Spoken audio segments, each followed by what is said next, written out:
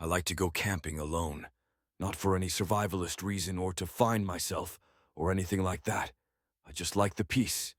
Last October, I went up to the Upper Peninsula of Michigan, to a stretch of forest that doesn't get a lot of traffic once the cold starts to set in. I brought my dog, Boone, who's usually more alert than I am. If something's off, he knows. The first night was quiet. I set up camp just off a barely marked trail, built a fire, and listened to the wind pass through the trees. Boone stayed close, but didn't act nervous or anything. Around midnight, I put the fire out and crawled into my tent. Boone slept at my feet. The forest was dead silent, the kind of silence where you can hear your own heartbeat.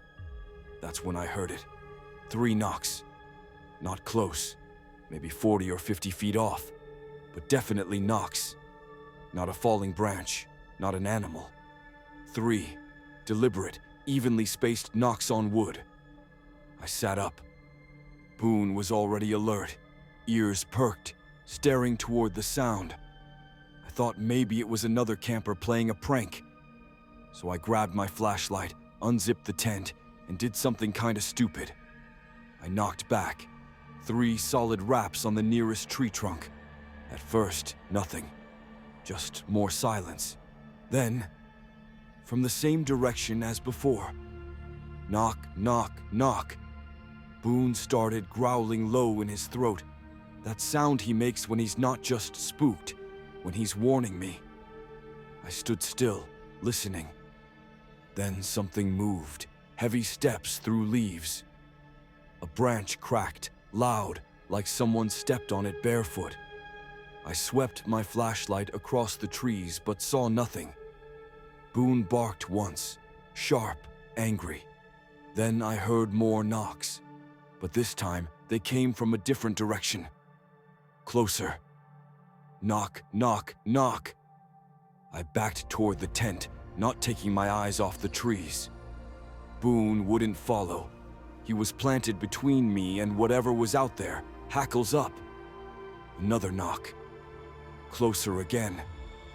I spun the flashlight and finally saw something. 2 eyes. Reflective, yellowish. Too high up to be a person. And then they blinked. I didn't wait to see anything else. I grabbed Boone by the collar and dragged him back to the tent. We didn't sleep that night. At first light, I packed up and left. I didn't bother checking for footprints. All I know is, I knocked, and something knocked back.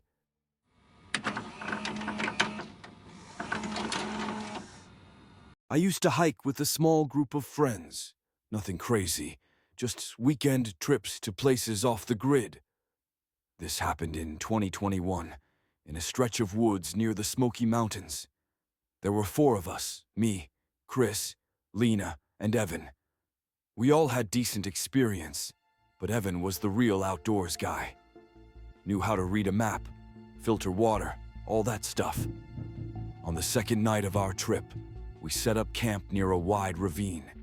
It wasn't on the map, which was weird, because Evan was pretty meticulous about planning.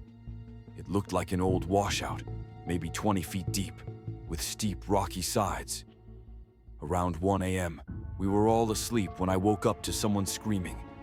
It wasn't close, but it wasn't far either. It was echoing up from the direction of the ravine. I sat up, heart pounding. At first I thought it was just an animal, a coyote or something, but then it screamed again, and it sounded human. Chris had heard it too. I unzipped the tent and saw him already out there with a flashlight. The scream came again, weaker this time. "Someone might be hurt," he said. "Maybe they fell." Evan was already putting his boots on. "I'll check it out." We argued for a minute, told him not to go alone, but he insisted. He took a flashlight and started making his way down into the ravine. Chris and I stayed up top, watching the beam of his light slowly descend.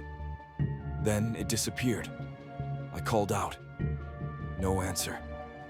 Just that horrible thick silence you get in the woods at night. A few minutes passed, then we saw his light flicker back on, but but it was facing the wrong direction, toward us. And it was shaking, like someone was holding it with trembling hands. Chris called out again. The light didn't move. Then it blinked out. We didn't hear anything for another 15 minutes. Then we saw movement at the edge of the ravine. It was Evan, climbing back up. But something was wrong. He was pale, eyes wide, like he'd just seen something he couldn't understand. He didn't say a word. We tried to talk to him, ask what happened. All he said was, "It's not a person." Then he went into his tent and zipped it shut. The next morning, he was gone. So was his bag. We never saw him again. His phone was left behind. Battery dead. No service anyway. But when I charged it back at home, there was one photo. Just one. It showed the ravine at night and something crawling up the side of it. Its limbs were wrong. Bent the wrong way. Like it wasn't meant to climb. But it was. And it was coming up toward us.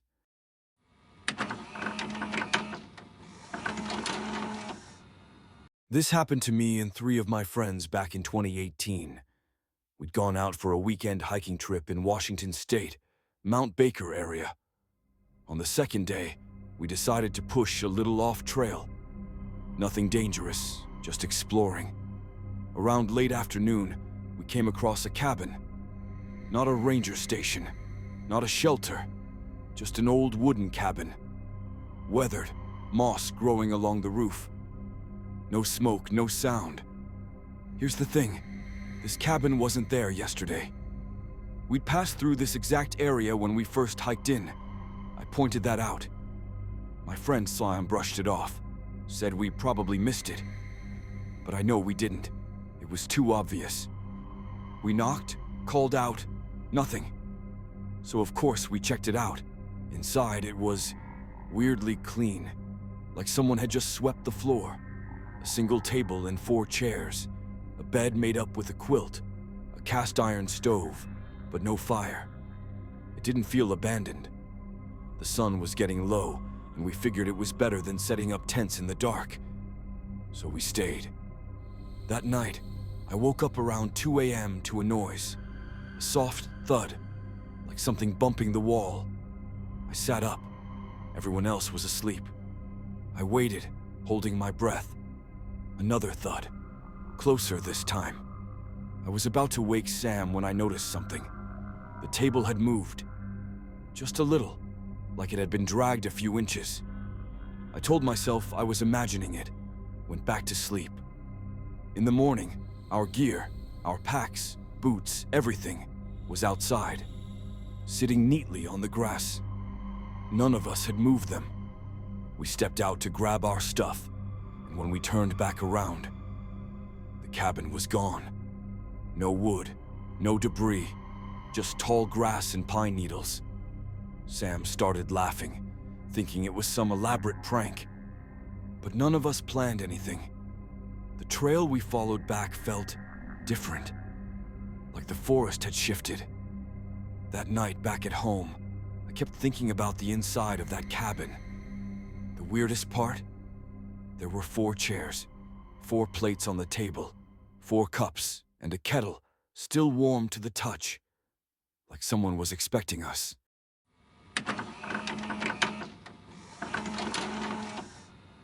My uncle owns some land in rural Oregon. Nothing fancy, just a couple of acres near a national forest, with a small cabin he uses during hunting season. Last summer, he let me and my friend Will camp out there for a few days. We weren't hunting or anything, just wanted to unplug, grill food, drink a little, and chill in the woods. First 2 days were normal. We set up near the cabin, but slept outside in a tent. It was quiet, peaceful. No cell signal, no people. But on the 3rd night, something changed. Around 11 p.m., we were sitting by the fire when Will stopped mid-sentence and just stared past me. I asked what was wrong, and he said, "Don't turn around, just listen." I froze. Then I heard it. Branches snapping, leaves crunching. Not a deer or small animal. Something big. And it wasn't running. It was moving slow, deliberate. I turned anyway. Just trees. Nothing there. But the sound had stopped. Will whispered, "It was right there. I swear to God, it was standing right at the edge of the trees."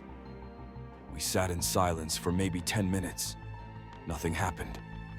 But that night, as we were in the tent trying to sleep, I started feeling like we were being watched. That's the only way I can describe it. The tent felt too open, like whatever was out there could see in, but we couldn't see out. The next morning, we found something weird. One of the trail cams my uncle had set up near the cabin was ripped off the tree. Not just detached, ripped off. The memory card was still in it, though. So we checked the footage on my laptop. Most of it was animals. Deer, raccoons, even a bear once. But at 3:12 a.m. the night before, the cam recorded something off. A still shot of the forest line. Nothing moved, but in the center, there were two glowing eyes, low to the ground, wide set, just staring directly at the camera. It stayed like that for almost a full minute. Then the frame jumped, like a glitch. And the next image showed the camera facing up. Whatever it was, had moved it. We left that day. When my uncle went back up a week later, he found fresh claw marks on the side of the cabin, about 8 feet off the ground.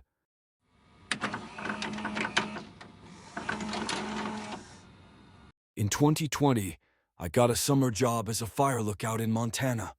It's exactly what it sounds like. You sit in a tower for hours and watch for signs of wildfires. Sounds boring, but I liked the isolation. It gave me time to think. The nearest station was 15 miles away. We weren't allowed to leave the tower at night unless it was an emergency. There was a radio for communication and basic gear in case things went south. On my third week, just past midnight, the radio crackled. A voice came through. It sounded weak, distorted, but I caught parts of it. "Need help. North Tower. Urgent." I froze. The North Tower had been shut down for over a year. My supervisor told me it had been vandalized. Windows smashed, stairs partially collapsed. No one was stationed there. I responded. "North Tower. Come again? Do you need assistance?" No answer. Just static. I radioed base. They didn't pick up. I stood by the window, scanning the treetops with binoculars. Then I saw it. A light in the North Tower. It blinked twice, then stopped. Against my better judgment, I grabbed my flashlight and binoculars and stepped out onto the catwalk. The air was completely still. No bugs, no wind, just silence. I kept staring through the binoculars. There was someone in the tower, a figure, standing at the edge of the broken railing, backlit by a faint glow. They raised one arm and waved. Not a big wave, just slow, mechanical. I stepped back inside and locked the hatch.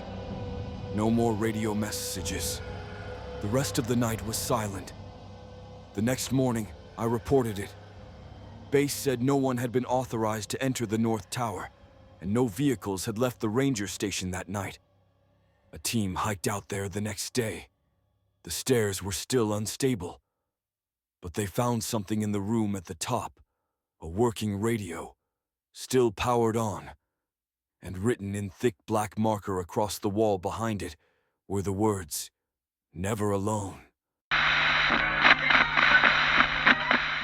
If these 5 stories made you uneasy, you should hear the ones that actually left evidence behind. Tapes, files, names that don't appear in any official report. Our latest case started with one missing girl and ended with us questioning what even counts as real anymore. Some stories don't stay buried.